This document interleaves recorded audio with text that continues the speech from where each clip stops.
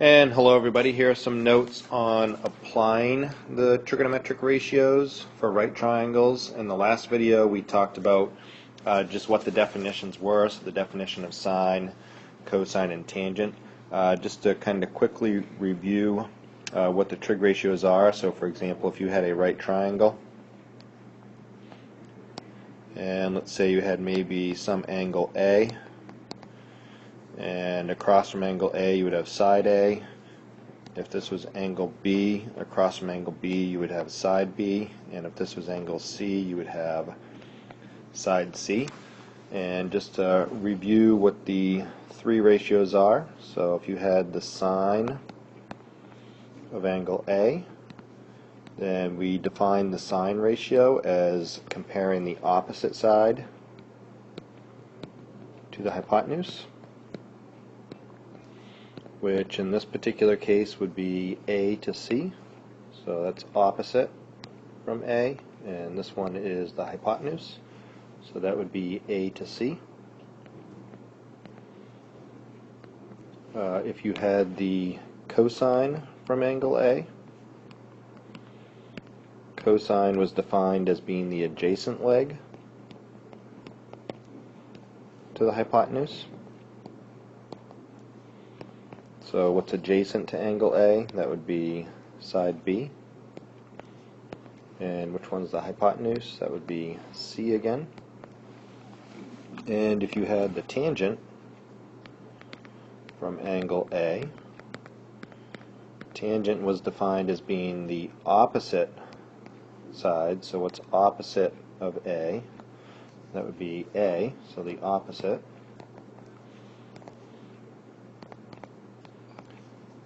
Compared to the adjacent, so what's adjacent to angle A? Side B, so that would be the adjacent. So those were our three definitions of our trig ratios: sine, cosine, and tangent. An acronym that a lot of teachers use to help remember which one's which is what we call SOHCAHTOA. So SOHCAHTOA. So some teachers write it like this. And you just need to know that the S is standing for the sine ratio, and it's opposite to hypotenuse. The C is standing for the cosine ratio, and that's adjacent to hypotenuse. And the T is standing in for the tangent ratio, and that is opposite to adjacent. And then some other teachers actually write it with the letters elevated a little bit, so you can kind of remember which one's which. So you could say S, and then they go opposite over hypotenuse, so that's your SO, and then your CA, and then your TOA. So that's your SOHCAHTOA. So this video is going to kind of show a few different examples of where you can use your trig ratios. So the big idea for your trig ratios is that if you have a particular angle, regardless of the size of the triangle, it will have to follow a particular sine, cosine, and tangent ratio. So for example, if you had a smaller right triangle, and whatever this angle was, you could call it A again. And if this was your smaller right triangle, and let's say you had a similar triangle, so you had the same angle measures, so the angles will stay the same, it's just going to be a bigger version of it. So if you had another triangle over here, then this angle here will be the same as this angle here. But let's say it's twice as big, so this is 2 times A, 2 times B, and 2 times C. So even though one triangle is bigger than the other, the side lengths are going to be following the same basic ratio. So if you looked at the sine ratio off of angle A, that's your opposite to hypotenuse, that's a to C ratio. And if you looked at your sine ratio off of the bigger triangle, it's a 2A to 2C ratio. But if you simplify this larger ratio, common factors will cancel, top and bottom, you're going to be left with the same value.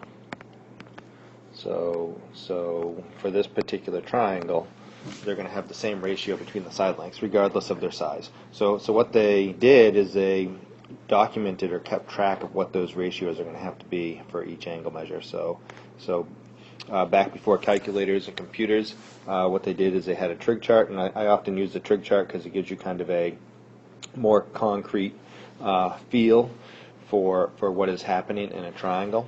So what they're saying in this chart, and this just goes by every 1 degree.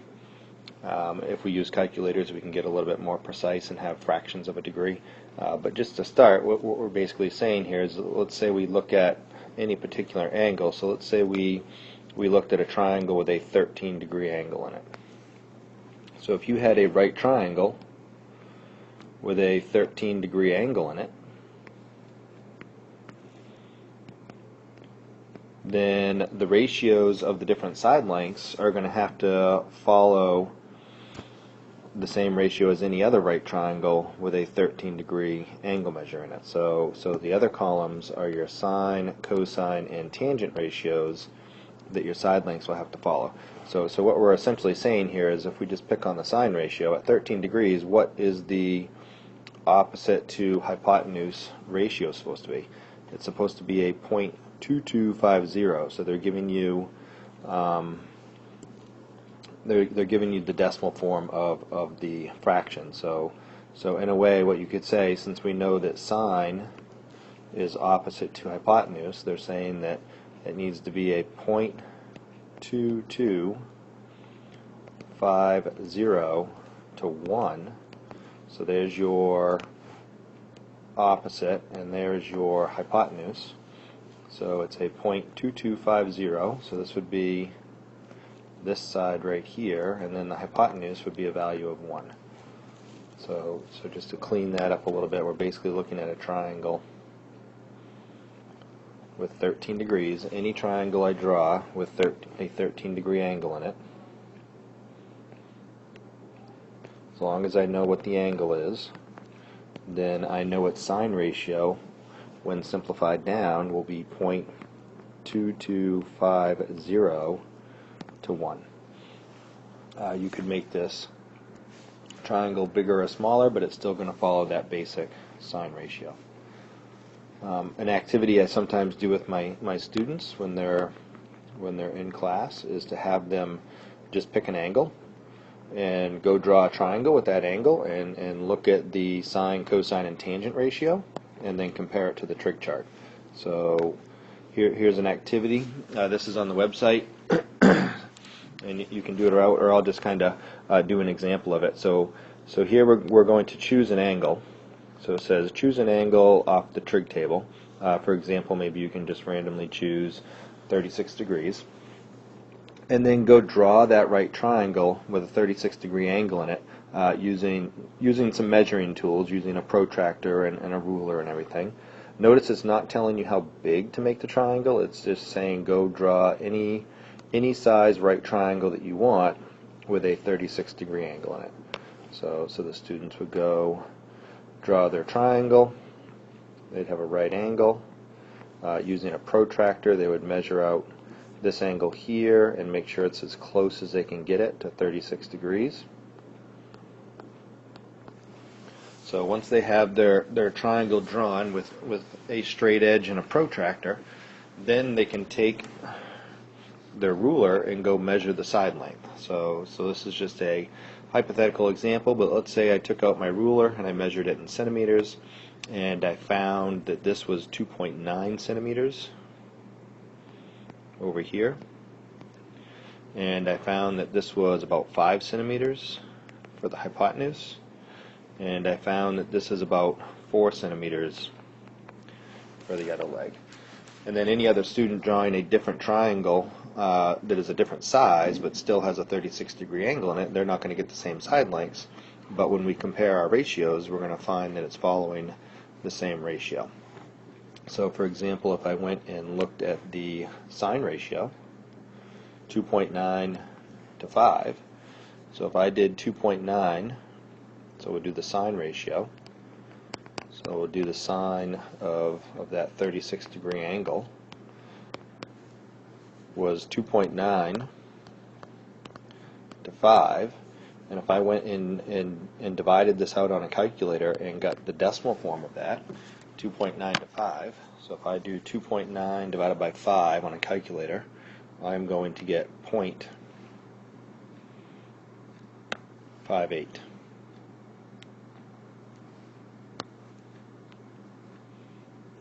So 0.58. So the triangle that I drew by hand, I ended up with a sine ratio of 0.58 when I tried to make it a 36-degree angle. And it's not going to be perfect because there is some human error involved if I was trying to do this on paper. But if we go look at this number on the official trig chart, so I'm trying to say that this compared to this is about 0.58. So if I go back to the trig chart and look at 36 degrees, notice 36 degrees for a sine ratio is pretty close to what I had when I tried to do it by hand. So there's your 0.58. It's officially supposed to be 0.5878. And if you had a computer or a graphing calculator, you could even get it more precise to more decimal places. But the official accepted sine ratio at 36 degrees is 0.5878. And if people are doing this activity correctly, every student in the class, when they're comparing this side to this side, should be getting about a 0.58 ratio, regardless of how big they drew their triangle. So what we know is that if we know the angle, then we know the ratio that it has to follow. And if we know the ratio it's supposed to follow, it can be used to help us find missing side lengths. So if you really wanted to summarize kind of anything that we're talking about with our sine, cosine, and tangent, the big idea could be summarized kind of in one statement. If you know the ratio, then you must know the angle, and it works the other way. If you know the angle, then you must know the ratio, and the known ratios with the known angles are in the trig chart, or nowadays people use calculators and have the calculator go look it up in the trig chart, but they are the known ratios that go with the known angles.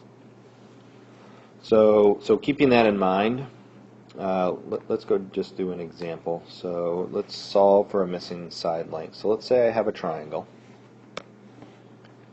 and let's say it looks like this, and we'll just make up some values. Let's say I know my angle is 27 degrees, and let's say that I have an unknown side right here, but the hypotenuse is known to be 8. Notice you can't do the Pythagorean theorem on this because you have too many unknowns, because you don't know this side either. So if you tried to do the Pythagorean theorem, you would have x squared plus another unknown squared equals the hypotenuse squared. You end up with two variables, two unknowns. You're not going to be able to solve that equation. So what the trig ratios do is they allow us to find the missing side when we only have one known side. And the reason we can do that is because we know what the sine, cosine, and tangent ratios are supposed to be. So if we are working with a 27-degree angle, we know, or we can go look up in the chart or type it into a calculator, what is the sine ratio of 27 degrees supposed to be. And the reason I'm using the sine ratio is because off of the 27 I have the opposite and I have the hypotenuse. If I was given different side lengths, then I would use a different trig ratio. So if we go back and look at the trig chart, what is the sine ratio at 27 degrees? So the sine ratio, if we look here, at 27 degrees is supposed to be a ratio of 0.4540. So 0.4540. That is the accepted sine ratio at 27 degrees. And this ratio needs to be equal to the same ratio that's in my triangle. So how can I get my sine ratio, which is some unknown value, to 8 equal to this sine ratio 27? So our known sine ratio has to equal our ratio. And from here it's just an algebra problem. How can you solve for x? How do you undo divide by 8? You can multiply by 8, and those are going to cancel. And you're left with x by itself. And whatever you do to one side, do it to the other side. So this side here needs to also be multiplied by 8. So it's going to be 8 multiplied by 0.4540. So 20, 30, 40 years ago, before graphing calculators, you would have done it this way with these 4 decimal places. Nowadays you can just go type this number into a calculator and get a lot more decimal places, and it's going to be a little bit more accurate, but the trig chart kind of helps get the big idea across. So on a calculator we can do 8 times 0.4540, and that is going to get us 3.632 for a side length. So the missing x value, in order for it to follow that 0.4540 ratio, the missing x value has to be 3.632. And sorry about that, I got interrupted. So we know the side length to follow this particular ratio that we found in the trig chart, the side length has to be 3.632. And if you want to check it, you can always just do it out on a calculator. So on a calculator, do 3.632 divided by 8. Do that out on a calculator, and if you do that out on a calculator, you should get exactly what was in that trig chart, which is 0.4540. So that is solving for a missing side. We're trying to make the ratio that we have equal to the ratio that is the accepted value in the trig chart. And again, I know we're doing this on an iPad and we're looking at the trig chart, but at some point you will probably wean yourself away from the trig chart, and you'll actually go to get this sine value right off of a calculator, or you could Google it or find it on the internet. So let's do another example.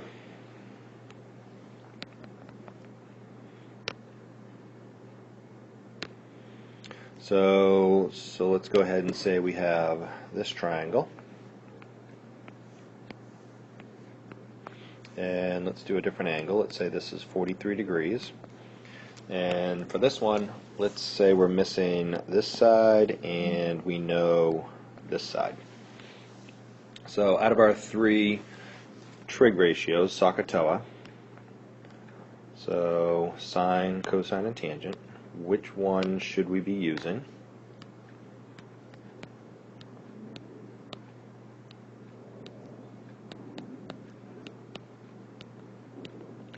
So which one should we be using?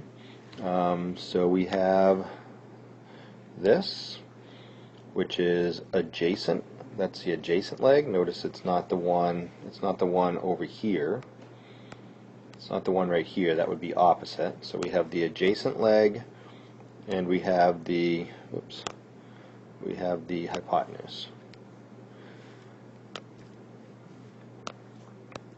So if we have the adjacent, this is the adjacent leg to the 43, and we have the hypotenuse, then we have the cosine comparison. So we're going to do the cosine.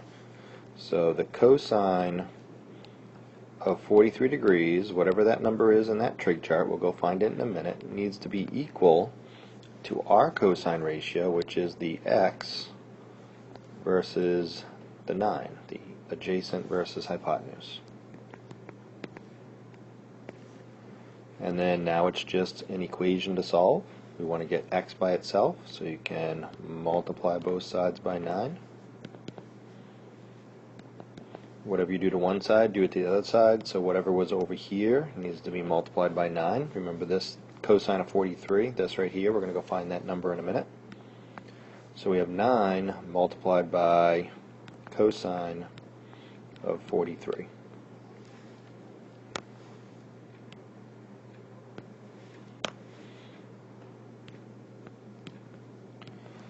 And how do we find that cosine of 43? 20, 30, and sorry about that, I was interrupted again. So where were we? So we now have it all set up, solved for x. So now we just need to do 9 multiplied by this cosine value. If you had a calculator, you could just type it right into a modern calculator the way it is, as long as your calculator is set for degree mode. With a trig chart, let's go find the cosine of 43 number. And sorry again, I got interrupted again, busy place in here. So we're going back to the trig chart. We are trying to find the cosine ratio for a 43 degree angle. And look at that, I happen to pick the one that had a hole punch in it. So it looks like 43 degrees would be here. We want the cosine ratio, so we're going to look at the middle column. So what's the cosine ratio at 43 degrees? It's going to be 0.7314. So 0.7314. Let's see if I can remember that. So this is 0.7314. That is being multiplied by the 9. And you can just do that out on a calculator. And on a calculator, if you do 9 multiplied by 0.7314,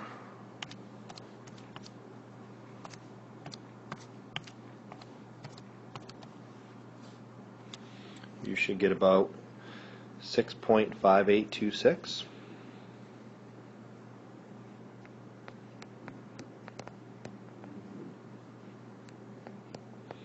Is equal to side x. So that is what x is going to need to be so that it follows the appropriate cosine ratio. You just have to follow the directions and decide what they want you to round off to if it was a problem in a worksheet or on a summative. But going to 4 decimal places, it should be 6.5826. And let's do a few more.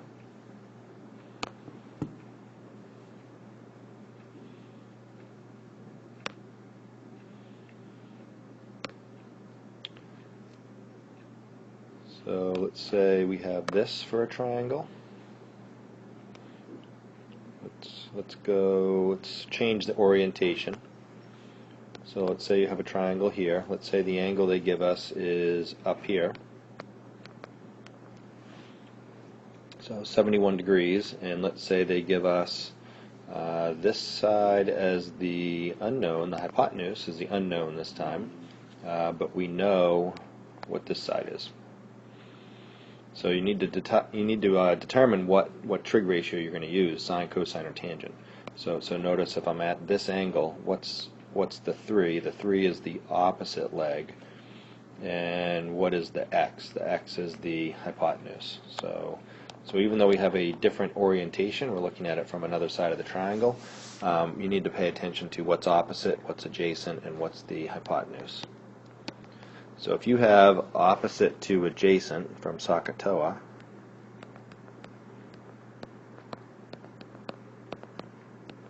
so we have the opposite to, sorry, not opposite to adjacent, the opposite to the hypotenuse.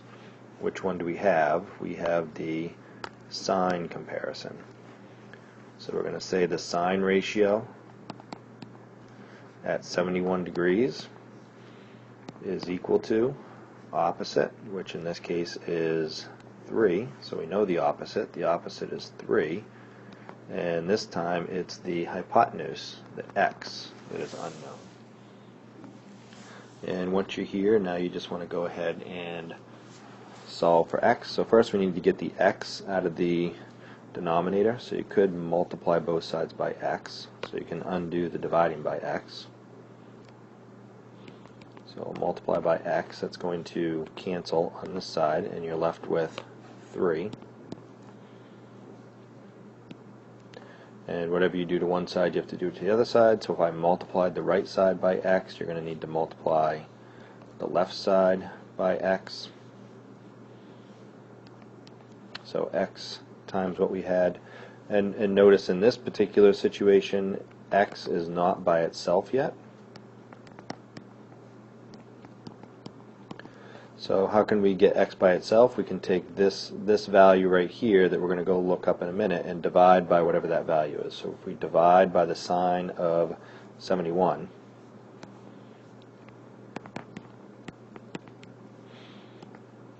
that's going to get x by itself, and then whatever you do to one side, do it to the other side. So divide by the sine of 71. So your final setup is 3 divided by the sine of 71. So it's a two-step algebra process. Multiply both sides by x, then divide by the trig value. And then where do we find that sine 71 value? That's just going to be stored in the trig chart. So you want to go back to the trig chart. And we want the sine ratio at 71. So we're looking at 71 degrees. And we want the sine ratio. So it's going to be 0.9455.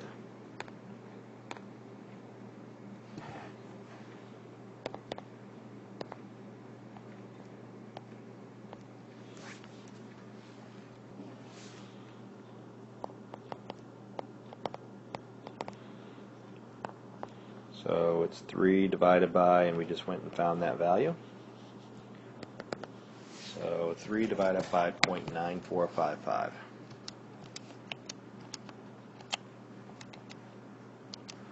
So x should work out to be about 3.17 or so, depending on what you round to. So if we round this off, it's approximately 3.17 for missing side x. So that was side x right there.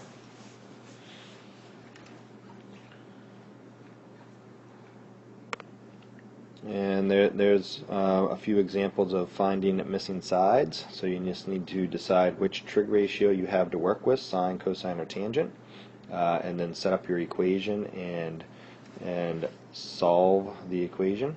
The equation's always going to set up the same way. So the equation will always set up as kind of two things being equal. It's going to be the known ratio, which is coming from a trig chart or a calculator. If you're not using the trig chart, will need to be equal to your ratio that's in your triangle that you're working with. So your ratio, which is your triangle that you're working with. So for example, you might have the sine of 37 degrees has to be equal to my ratio, and maybe my ratio from my triangle is 9 to some missing side. Once you have it set up as an equation, then you just solve for the variable. So let's go ahead and look at ones where we're going the other way. So that was solving for a missing side length. Those 3 examples. You can go the other way with it. What if you know the side lengths, but you don't know the angle it's supposed to go with? So it kind of works the same way. You're just going to work the relationship backwards. And when we're working sine, cosine, and tangent backwards, we call that the inverse. So we're doing the inverse of the original relationship. So for example, if we look back at the trig chart, essentially what we're going to be saying is that we know what the complete ratio is. So let's say I knew a sine ratio was working out to be 0.3420. If I knew the sine ratio in the triangle was 0.3420, then that means I must also know that the angle off of that sine ratio would have to be 20 degrees. So if you have a missing angle, but you know what the sides are, you can go find that particular angle. So let's go do an example of this.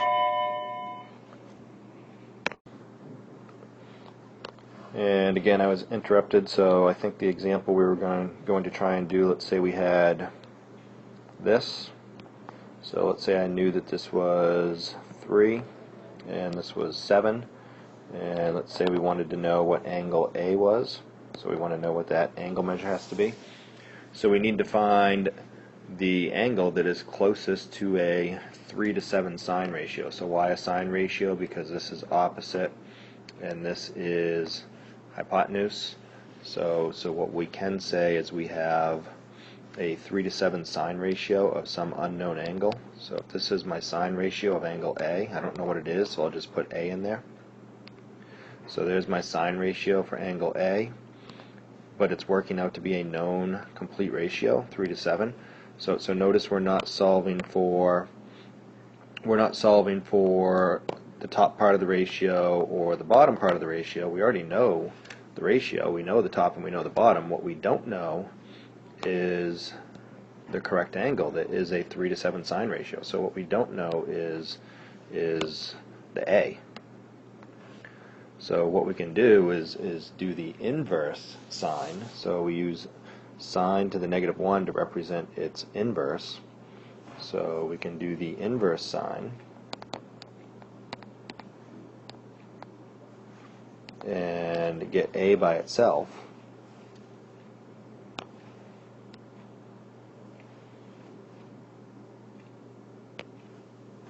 So now A is by itself, and then what they call this is we're going to be looking for the inverse sine of 3 to 7. So when you're using the inverse trig functions, that's an indication that you know the ratio, you're looking for the angle. So what is a 3 to 7 ratio? So if we put that in decimal form, like on a trig chart, so if we do out 3 divided by 7, it's to 4 decimal places, it's going to be 0.42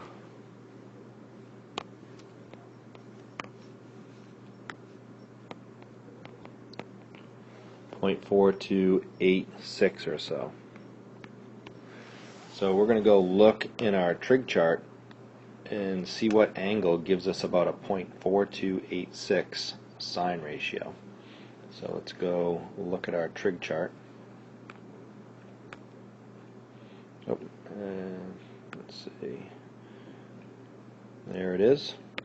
So if we go through and scan through our sine ratios, we're looking for 0.4286 or so. So if we get right down around the 25 degrees, it looks like we got the 0.42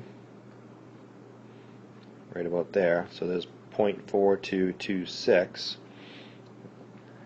And it's a little bit more than that, but it's not quite as big as the 26. So it's going to be an angle that is somewhere between 25 and 26 degrees. So it's a little bit more than 25 degrees. It's a little bit less than 26 degrees.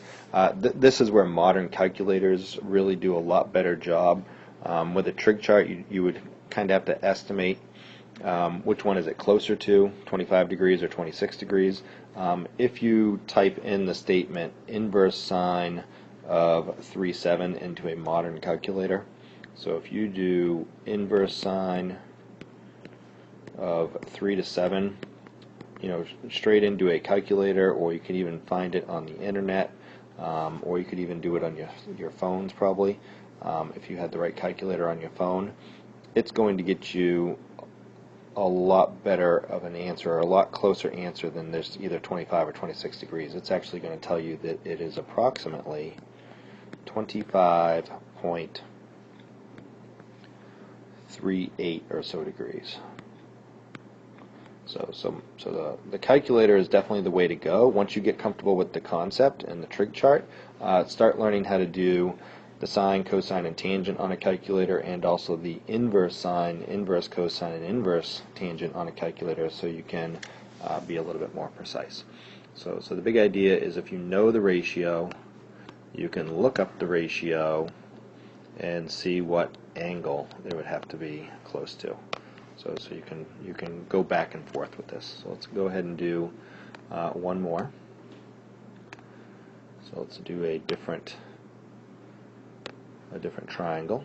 So let's say we have, let's go this way, I guess, so we're not always looking from the same vantage point, so you need to really pay attention to what trig ratio you're going to be working with. So let's say maybe I knew this angle over here, no, sorry, we don't know the angle. Let's say we don't know the angle, we'll call it angle B.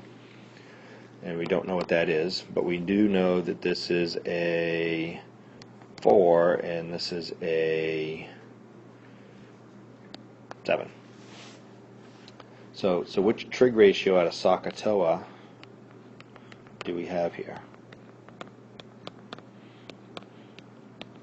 Notice the first two, sine and cosine, both somehow involve the hypotenuse. It's either opposite to hypotenuse or adjacent to hypotenuse, and we don't have any information on the hypotenuse, so that's kind of an indication that it must be the tangent one. And then we just need to make sure we're making the ratio the correct way. So tangent is opposite versus the adjacent. So 4 is opposite of angle B, 7 is adjacent, so what we can say is the tangent of some angle B works out to be the opposite to the adjacent. And then if we know that 4 to 7 is our tangent ratio, we can say that angle B must be the inverse tangent of the 4 to 7 ratio. That is not a decimal, that is a miswrite with my pen. Let's try that again. So that's going to be, the tangent ratio is 4 to 7. So we're going to go look in our trig chart for the closest thing we can find to a 4 to 7 tangent ratio. Since the trig chart is in decimal form, you're going to want to divide that out. So in decimal form, 4 to 7 is approximately 0.5714 or so. So we're looking for 0.5714 in the trig chart. What's the closest thing to that? So let's go look.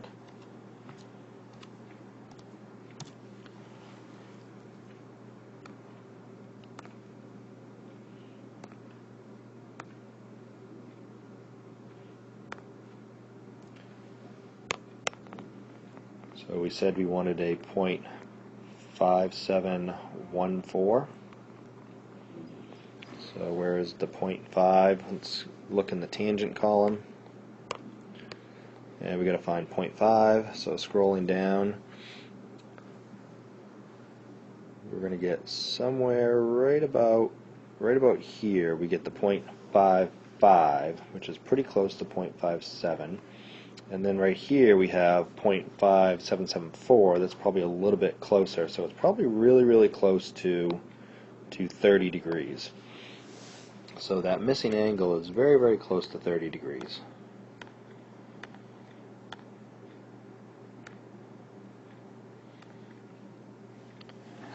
So this is going to be roughly 30 degrees.